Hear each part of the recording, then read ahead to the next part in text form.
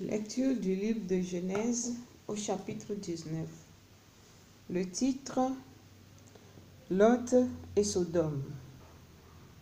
Les deux anges arrivèrent le soir à Sodome, alors que Lot était assis à la porte de Sodome.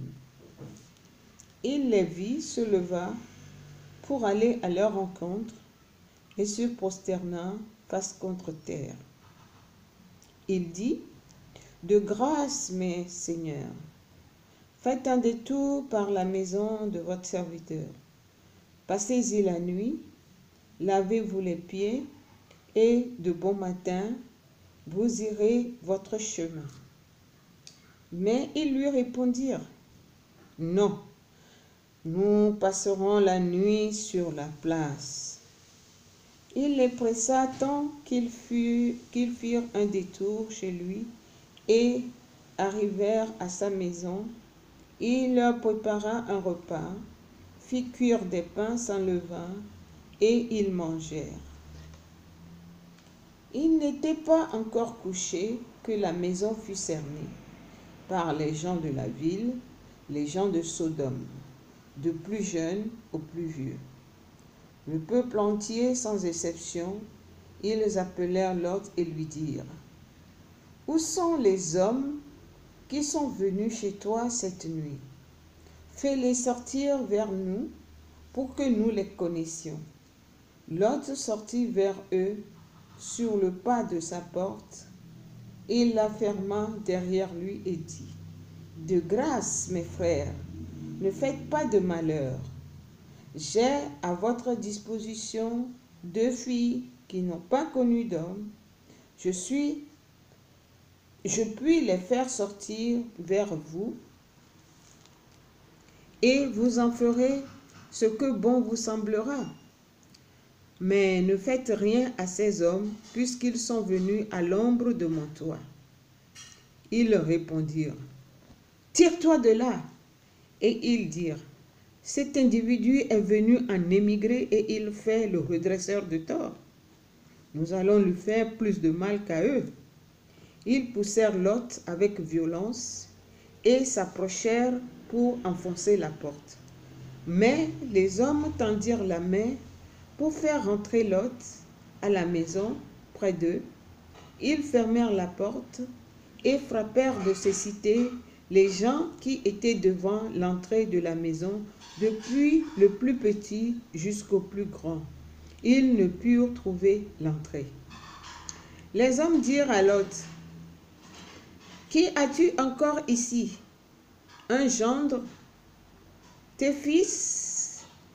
Les filles? Tout ce que tu as dans la ville, fais-le sortir de cette cité. Nous allons en effet la détruire, car elle est grande devant le Seigneur, la plainte qu'elle provoque. Il nous a envoyés pour la détruire. Lot sortit pour parler à ses gendres. Ceux-ci allaient épouser ses filles. Et il leur dit: Debout, sortez de cette cité, car le Seigneur va détruire la ville. Mais aux yeux de ses gendres, il parut plaisanter. Lorsque pointa l'aurore, les anges insistèrent auprès de Lot en disant: Debout, prends ta femme et tes 2 filles qui se trouvent ici, de peur que tu ne périsses par la faute de cette ville. Comme il s'attardait, les hommes le tirèrent par la main, lui, sa femme et ses 2 filles, car le Seigneur avait pitié de lui. Ils le firent sortir pour le mettre hors de la ville. Comme ils le menaient dehors, ils dirent à Lot: Sauve-toi, il y va de ta vie. Ne regarde pas derrière. Toi, ne t'arrête nulle part dans le district. Fuis vers la montagne, de peur de périr. Lot leur dit: À Dieu ne plaise.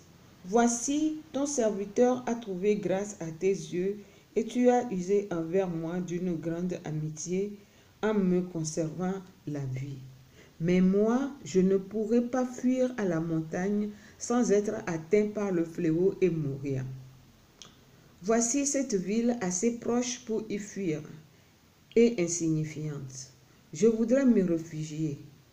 N'est-ce pas demander peu de choses pour rester en vie? Il lui répondit, vois, je te fais encore cette faveur, et je ne bouleverserai pas la ville dont tu me parles. Réfugie-toi là-bas au plus vite, car je ne peux rien faire jusqu'à ce que tu y sois arrivé. C'est pourquoi on appelle cette ville Soar. Le soleil se levait sur la terre, et Lot entrait à Soar. Quand le Seigneur fit pleuvoir sur Sodome et Gomorrhe du soufre et du feu, cela venait du ciel et du Seigneur. Il bouleversa ces villes, tout le district, tous les habitants des villes et la végétation du sol. La femme de Lot regarda en arrière et elle devint une colonne de sel. Abraham se rendit de bon matin au lieu où il s'était tenu devant le Seigneur. Il porta son regard sur Sodome, Gomorrhe et tout le territoire du district. Il regarda et vit qu'une fumée montait de la terre comme la fumée d'une fournaise.